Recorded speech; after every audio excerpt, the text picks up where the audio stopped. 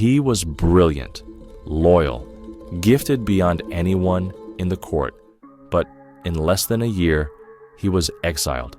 Why? Because he broke one law, the first law of power. In the next few minutes, I'm going to show you how shining too brightly in front of the wrong person can destroy everything you've built, even if your intentions were pure. France, 1661. Nicolas Fouquet, the finance minister of King Louis XIV. He threw the most extravagant party the kingdom had ever seen. Lavish gardens, golden fountains, a feast made for gods.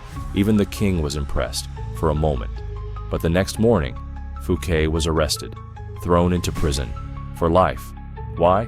Because he outshined the master. You see, power is fragile, especially when it sits on a throne. When you make powerful people feel insecure, they don't admire you. They fear you, and fear leads to elimination. Robert Greene wrote it clearly. Always make those above you feel superior. If you make them appear more brilliant than they are, you will attain the heights of power. But this isn't just about kings. It happens every day, in offices, in families, even in friend groups.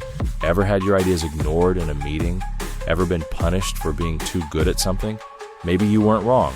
Maybe you just broke law 1, because outshining the master doesn't make you a threat until they feel it, and once they do, you've already lost. So play the game wisely. Let them feel like the sun, while you quietly become the fire.